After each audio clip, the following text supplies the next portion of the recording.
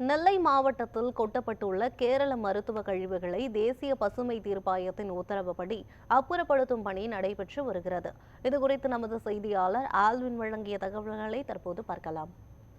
திருநெல்வேலி மாவட்டம் கல்லூர் அருகே இருக்கக்கூடிய கோடகநல்லூர், பழவூர், கொண்டாநகரம் உள்ளிட்ட பகுதிகளில் கேரள மாநிலத்திலிருந்து கொண்டு வரப்பட்ட மருத்துவ கழிவுகள் மற்றும் இதர கழிவுகள் கொட்டப்பட்ட விவகாரம் பூதாகரமாக மாறி வெளியே வந்த நிலையில தமிழகத்தில் இருக்கக்கூடிய அரசியல் கட்சிகள், தமிழ்நாடு எதிர்க்கட்சி தலைவர் எடப்பாடி பழனிசாமி உள்ளிட்ட பல்வேறு தலைவர்களும் கடுமையான கண்டனங்களை பதிவு செய்து ஒரு அரசியல் அரங்கில் மிகப்பெரிய அதிர்வலைகளை ஏற்படுத்திய விவகாரம் தான் இந்த கேரள மருத்துவ கழிவு விவகாரம்.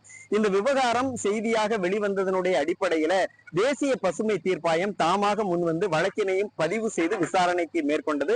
அந்த விசாரணையினுடைய அடிப்படையில இந்த மருத்துவ கழிவுகள் மற்றும் இதர கழிவுகளை அப்புறப்படுத்த வேண்டும் என்று கேரள மாநில அரசிற்கு ஒரு 3 நாட்கள் கெடு விதித்திருந்தது. அந்த கெடு விதித்ததனுடைய அடிப்படையில கேரள மாநிலத்திலிருந்து கடந்த 2 தினங்களுக்கு முன்பு சிறப்பு குழுவினர் நேரடியாக வருகிறது. இந்த கழிவுகள் குறித்து ஆய்வு செய்து அது கேரள மாநிலத்திலிருந்து கொண்டு வரப்பட்ட கழிவுகள் தான் என்பதை உறுதி செய்த பின்பு இன்று அந்த கழிவுகள் இங்கிருந்து அப்புறப்படுத்துவதற்கான நடவடிக்கைகளை எடுக்கப்பட்டிருக்கிறது. அப்புறப்படுத்துவதற்கான நடவடிக்கைகளாக அந்த கேரளாவிலிருந்து கொண்டு வரப்பட்ட கனரக லாரிகளில் அந்த கழிவுகள் ஏற்றப்படக்கூடிய காட்சிகளை ஒளிப்பதிவாளர் மணிகண்டன் காட்சிப்படுத்தி கொண்டிருக்கிறார். இந்த கழிவுகள் அனைத்தும் கேரள மாநிலத்தினுடைய பல்வேறு பகுதிகள், மருத்துவமனைகள், இதர பகுதிகளிலிருந்து கொண்டு வரப்பட்ட கழிவுகளாக இருக்கிறது. அந்த கழிவுகள் மீண்டும் இங்கிருந்து அள்ளி செல்லப்பட்டு அந்த மாநிலத்திற்கே கொண்டு செல்லப்படும் என்று அதிகாரிகள் தெரிவித்திருக்கிறார்கள். இந்த கழிவுகளை அப்புறப்படுத்துவதற்காகவே பிரத்யேகமாக இன்றைய தினம் IAS தலைமையிலான சிறப்பு குழுவினர் கேரளாவிலிருந்து வருகை தந்திருக்கிறார்கள். அதே போன்று தமிழ்நாடு அரசினுடைய சார்பில் திருநெல்வேலி சேரன் மகாதேவி சார் ஆட்சியர் உள்ளிட்ட IAS அதிகாரிகள் குழுவினரும் இந்த மருத்துவ கழிவுகள், இதர கழிவுகளை அப்புறப்படுத்தக்கூடிய பணிகளை நேரடியாக பார்வையிட்டு வரக்கூடிய காட்சிகளையும் நம்மால் இங்கு பார்க்க முடிகிறது. நாம் பார்க்கலாம். இந்த பழவூர் பகுதி, கோடகநல்லூர் பகுதியில மேய்க்கால் புறம்போக்கு கால்நடைகளை மேய்ச்சலுக்காக பயன்படுத்தக்கூடிய பகுதிகளில் மூட்டை மூட்டையாக குவியலாக இந்த காட்சிகள், கழிவுகள் கொட்டப்பட்டிருக்கக்கூடிய காட்சிகளை பார்க்க முடியும். இந்த கழிவுகள் அனைத்தும் இன்றே அப்புறப்படுத்தப்படும் என்றும் நாம் எதிர்பார்க்கப்படுகிறது. கேரள கழிவுகள் விவகாரத்தில் திருநெல்வேலி மாவட்டத்தில் 6 வழக்குகள் என்பது பதிவு செய்யப்பட்டிருந்தது.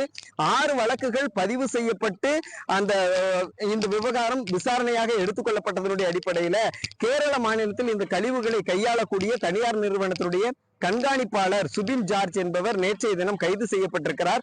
அவரோடு சேர்ந்து தமிழ்நாட்டில் ஏஜென்ட்களாக செயல்பட்ட நபர்கள், லாரியினுடைய உரிமையாளர் செல்லத்துறை என்று மொத்தம் 4 பேர் இந்த விவகாரத்தில் திருநெல்வேலி காவல்துறையினர் கைது செய்து தொடர் விசாரணையை மேற்கொண்டிருக்கக்கூடிய காட்சிகளை பார்க்க முடிகிறது. தற்போது நாம் பார்க்கக்கூடிய காட்சிகள் இந்த பகுதியில கால்நடைகள் குடிநீருக்காக கால்நடைகள் நீர் அருந்தக்கூடிய கல்வெட்டான்குழி பகுதியில் கூட இந்த கழிவுகள் கொட்டப்பட்டிருக்கக்கூடிய காட்சிகளை பார்க்க முடிகிறது. அந்த கழிவுகளையும் தற்போது JCB இயந்திரங்கள் மூலமாக அப்புறப்படுத்தி கொண்டிருக்கக்கூடிய காட்சிகளை பார்க்க முடிகிறது. வரலாற்றில் நடைபெறக்கூடிய முதல் நிகழ்வாக நாம் இந்த கழிவுகள் அப்புறப்படுத்தப்படக்கூடிய நிகழ்வை பார்க்க முடிகிறது.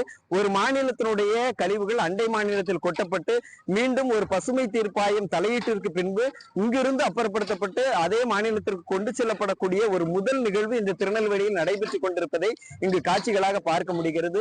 எது எப்படி இருந்தாலும் இந்த கழிவுகள் முழுமையாக அப்புறப்படுத்தப்பட்டாலும் இனி இது போன்ற நிகழ்வுகள் நடக்காத வண்ணம் அனைத்து முன்னேற்பாடுகளும், முன் எச்சரிக்கை நடவடிக்கைகளும் எடுக்கப்பட வேண்டும். தமிழக கேரள எல்லைகளில் இருக்கக்கூடிய சோதனை சாவடிகளில் முழுமையான கண்காணிப்பை மேற்கொள்ள வேண்டும் என்பதே அனைவருடைய எதிர்பார்ப்பாக இருக்கிறது. ஒளிப்பதிவாளர் மணிகண்டனுடன் ஆல்வின், நியூஸ் 7 தமிழ், திருநெல்வேலி.